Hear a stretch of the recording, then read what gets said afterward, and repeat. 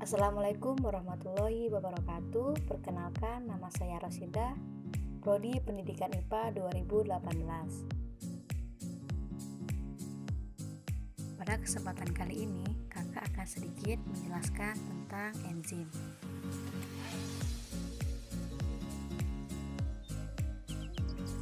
Baiklah, langsung saja masuk pada materi pertama, yaitu pengertian enzim. Ada yang tahu nggak enzim itu apa? Jadi, enzim merupakan biokatalis yang dihasilkan oleh jaringan yang meningkatkan laju reaksi kimia atau mengaktifkan senyawa lain secara spesifik.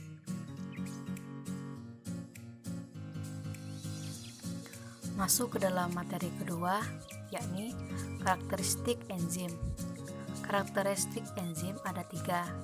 Yang pertama, enzim hanya disintesis oleh dan di dalam sel. Yang kedua, enzim akan disintesis jika sel mempunyai gen untuk enzim tersebut. Yang ketiga, vitamin C atau asam askarbat harus ada dalam makanan karena tubuh tidak mempunyai enzim yang membantu pembentukan vitamin C.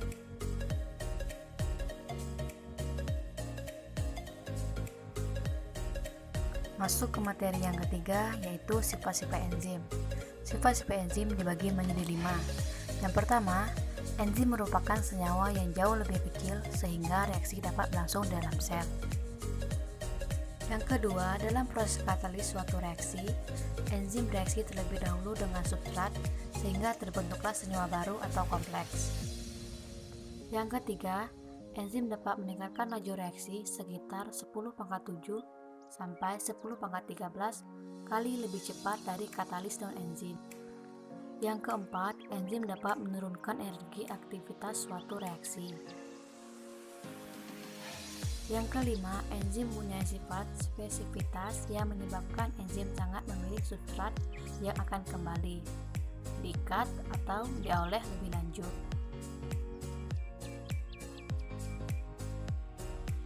Berdasarkan tempat kerjanya, enzim dapat dibedakan menjadi 2, yakni eksoenzim dan endoenzim. Eksoenzim ialah enzim yang aktivitasnya di luar sel, sedangkan endoenzim ialah enzim yang aktivitasnya di dalam sel. Kemudian, ada 2 cara kerja enzim, yaitu model kunci gembok dan induksi fast. Cara kerja enzim yang pertama, yaitu teori gembok dan kunci.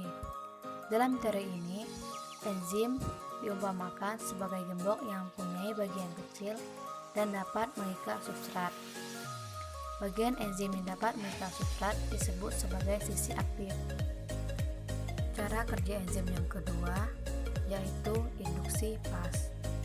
Dalam teori ini, sisi aktif enzim merupakan bentuk yang fleksibel. Ketika substrat memasuki sisi aktif enzim, bentuk sisi aktif enzim akan termodifikasi dengan sendirinya, melingkupi substrat berbentuk kompleks.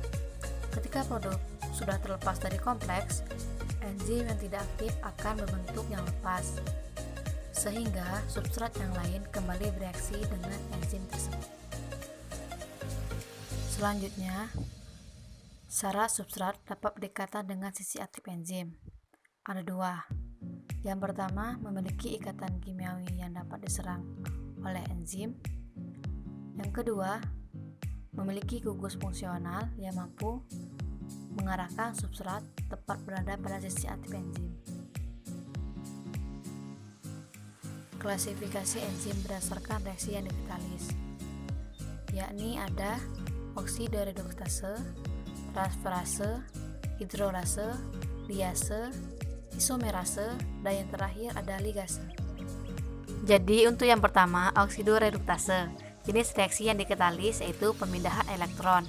Yang kedua, transferase, jenis reaksi yang dikatalis pemindahan gugus fungsional. Yang ketiga, hidrolase, jenis reaksi yang dikatalis hidrolisis atau pemindahan gugus fungsional ke air. Yang keempat, liase, jenis reaksi yang dikatalis penambahan gugus ke ikatan ganda atau sebaliknya. Yang kelima, isomerase, jenis reaksi yang dikatalis pemindahan gugus dalam molekul menghasilkan bentuk isomer. Yang keenam, ligase, pembentukan ikatan Atom C berikatan dengan atom C. Atom C berikatan dengan S, atom C berikatan dengan O, dan C oleh N oleh reaksi kondensasi yang berkaitan dengan penguraian ATP. Faktor pendukung efisiensi enzim. Yang pertama, letak dan orientasi substrat dalam hubungannya dengan gugus katalik sisi aktif enzim. Yang kedua, tegangan dan perubahan konformasi enzim substrat yang diakibatkan oleh pengikatan substrat oleh enzim. Yang ketiga, sisi aktif enzim yang menunjukkan bahwa enzim adalah katalisator umum asam dan basa. Dan yang terakhir adalah pembentukan ikatan kovalen enzim substrat yang menyebabkan terbentuknya produk dengan segera. Yang keempat, pembentukan ikatan kovalen enzim substrat yang menyebabkan terbentuknya produk dengan segera. Faktor-faktor yang mempengaruhi aktivitas enzim. Yang pertama ada suhu. Kecepatan suatu reaksi yang dikatalis enzim akan meningkat seiring dengan naiknya suhu. Reaksi yang paling cepat terjadi pada suhu optimum.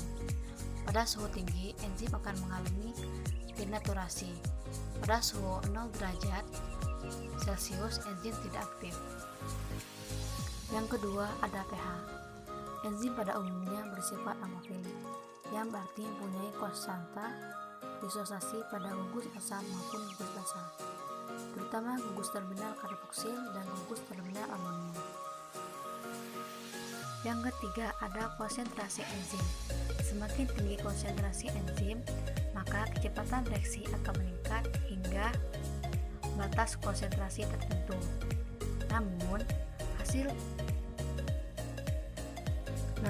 hasil derajat substrat akan konstan dengan naiknya konsentrasi enzim. Yang keempat ada konsentrasi substrat. Kecepatan reaksi akan meningkat apabila konsentrasi substrat meningkat.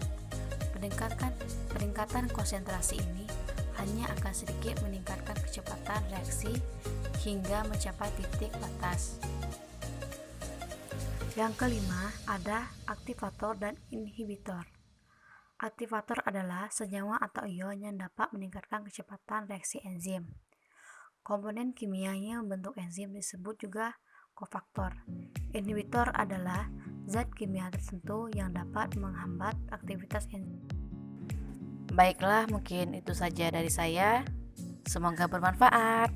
Wassalamualaikum warahmatullahi wabarakatuh.